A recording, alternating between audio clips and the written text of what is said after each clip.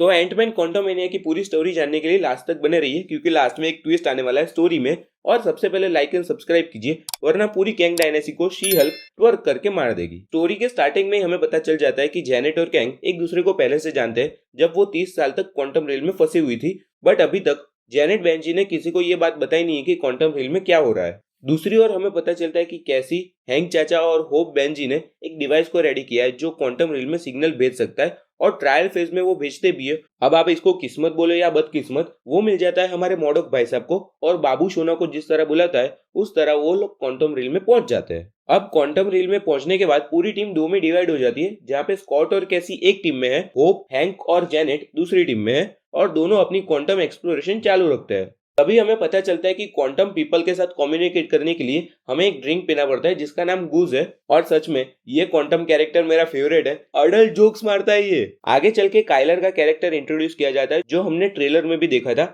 और ये जेनेट का फ्रेंड था इसलिए क्योंकि ये हरामी मानुस बन चुका है और कैंग के साथ मिल चुका है। जेनेट ने जो बात अभी तक बताई नहीं थी किसी को, वो अभी पूरे विस्तार से बताती है कि जब वो क्वांटम रेल में थी तब कैंग की शिप वहां पे आके गिर गई थी, वो किसी ने एग्जाइल किया था उसको। तब मुझे सबसे पहले ख्याल आया ये फैंटास्टिक फोर का काम है। हाँ पता है, कॉमिक वर्स भाई को भी सेम ख्याल आया था, बट जेन्युइनली ये मुझे भी आया था, तो कॉपी मत लिखना। फिर हमें पता चलता है कि उसकी शिप का जो इंजन है वो खराब हो चुका है। आप ऐसे समझ लो कि कंप्यूटर का सीपीयू खराब हो चुका है, और जेनेट और कैंग उसको मिलकर ठीक करने वाले हैं। और ठीक करने के बाद जब वो शिप में लगाने की बारी आई, तब जेनेट बेंजी को पता चला और कहा कि ये कैंग हरामी मानुस है और पास्ट में बहुत सारा कांड करके आया है, तो आगे कोई दुर्घटना ना हो इसलिए जेनेट बेंजी ने पिन पार्टिकल का यूज करके वो जो गोला टाइप इंजन था उसको बड़ा कर दिया, मतलब वो शिप में फिट नहीं हो सकता। दूसरी ओर मोडोक की मदद से कैंग ने स्कॉट और कैसी को पकड़ लिया है और जेल में बंद कर दिया है, और कैंग ने उसकी परेशानी स्कॉट को बताई कि तुझे ये लेके आना है भाई। और हमारे स्कॉट भाई एग्री करते हैं क्योंकि केसी उनके पास है।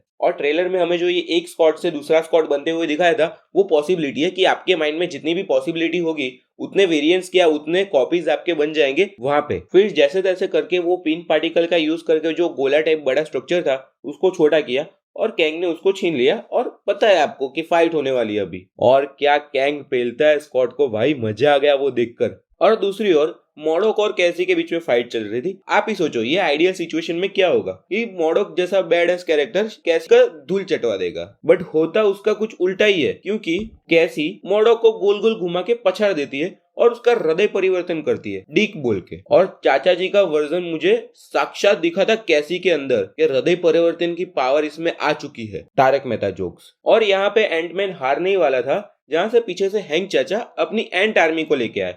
हाँ, ये लोग जब क्वांटम रेल में आ रहे थे तब एंट्स भी उनके साथ आ चुकी थी और किसी और डायमेंशन में पहुंच गई थी, जहाँ पे टाइम जल्दी पास हुआ और वो जल्दी डेवलप भी हो गई। और फिर क्या था, जहाँ एंट्स और वहां पे एंटमैन नहीं जीत सकता ऐसा होता है, तो एंटमैन ने पिन पार्टिकल और उसका डिवाइस का यूज करके कैंग और उसकी शिप को कहीं पे और डायमेंशन में भेज दिया। नहीं, वो मरा नहीं है, मरना होता तो डैरेन भी मर चुका होता पहले एंटमैन 1 में। बस यहीं पे हमारी स्टोरी खत्म हो जाती है, वो लोग वापस घर पे पहुंच जाते हैं। और दो पोस्ट क्रेडिट जो सीन है, मिड क्रेडिट और पोस्ट क्रेडिट, उसके बारे में हमने शॉर्ट पे बात की है, तो वहां पे भी जाके आप देख सकते हो। बट जाने से पहले हमारी छोटी सी फैमिली का हिस्सा बनिए लाइक एंड सब्सक्राइब करके।